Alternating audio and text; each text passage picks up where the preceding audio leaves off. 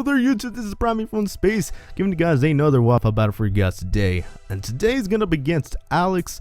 Looking at his team, I was confused as fuck. I couldn't determine which one was the Mega Evolution, Diancie, Metagross, or Gallade. But as I suspected Diancie to not have the Mega Evolution just because of the fact that it can potentially run screens, reflect light screen, to help protect the other mounts on this team.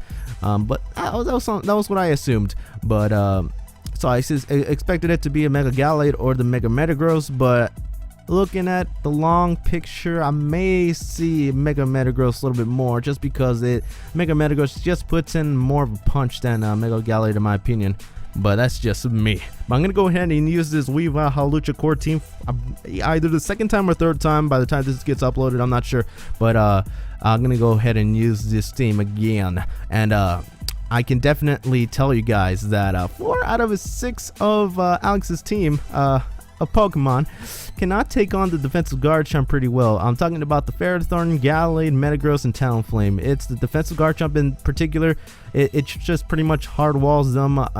Sure, it will take damage from an Ice Punch from either the Gallade or the Mega Metagross, but at the same time, it's a fully defensive Garchomp, so it'll be able to maybe take a hit and then retaliate with an Earthquake or another strong move that I'd soon choose to desire to use depending on the matchup or what would be my best play. So even though Garchomp does well against his team, I do plan on leading with it to get up the rocks right away, to plan to make sure to neuter the Talonflame as much as possible.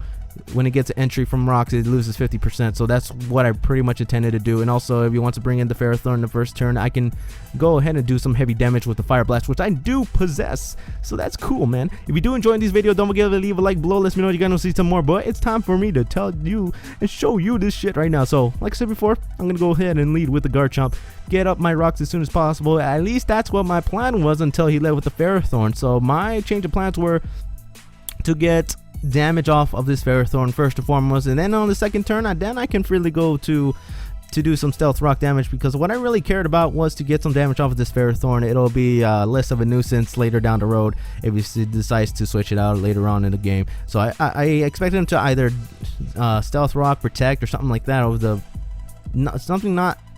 not really attacking, something to just get some momentum there. But he decides to go for Leech Seed, which is better than going for Stealth Rocks in my opinion, because I don't really need the Garchomp that much to where Leech Seed would be a game changing.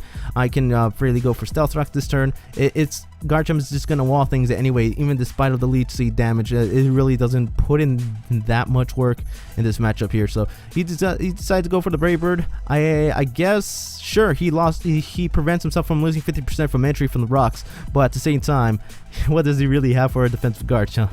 I guess he kind of suspected me to not be defensive, but I'm sorry, man, that's just what I am, man. I'm gonna go for Dragon Tail to get the goddamn Talonflame to be at less than 50% range, causing them to switch out, and apparently it's going to be the Diancie, so it prevents Talonflame from trying to do anything else pretty much from the future of this matchup, because it just dies to rocks now. It's less than 50%. So Diancie, I'm okay with this Diancie matchup.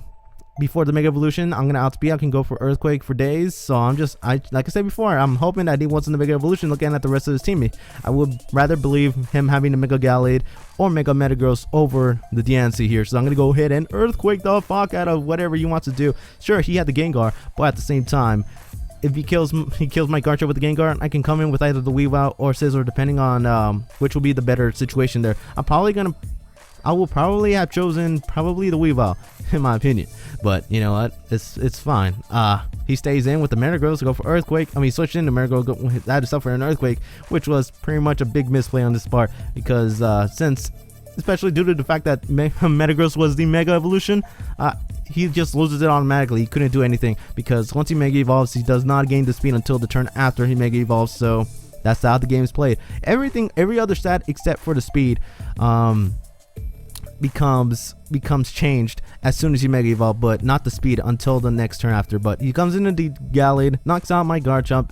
It's expected, but you know, it's gonna have to suffer some rough skin Rocky Helmet damage, which is actually really well for me, because that puts him in range to a lot of moves that I can probably possess here. But I decided to go in Raikou, seeing that I don't really need the assistance of Raikou in this matchup, at least right as of right now, because Talonflame is gone, so I don't really need it. Talonflame is gone from entry, so I can just T-Bolt this Gallade. I could just try to T-Bolt. If it does not kill, then I'll Volt Switch out next turn, and I'm okay with that as long as I get a momentum here. So I can go into the Mon that pretty has a decent matchup against the rest of his team here. So I decided to go and switch out as soon as I knock out the Gallade. So it's going to be a good time here, ladies and gentlemen. So I can go into Starmie here, which pretty much does a lot against his team. He decided to go for the Ferrothorn, which I expected. As soon as I switch out to Starmie at the end of the last turn, I can freely reveal the HP fire upon this bitch. So he probably didn't expect that. That's why I went for the Starmie to begin with. So I was able to knock out the Ferrothorn, which is actually a good thing for me. Nice and clean. So getting that damage off with Garchomp was pretty essential, so that he can be in range on the HP fire. I'm not sure if HP fire, Life Orb, Starmie will be able to knock it out at full HP, but that's just for safety measures. The Fire Blast on Garchomp did help. So he decided to go into Diancie, but then he switches out into Gengar. I had no clue why.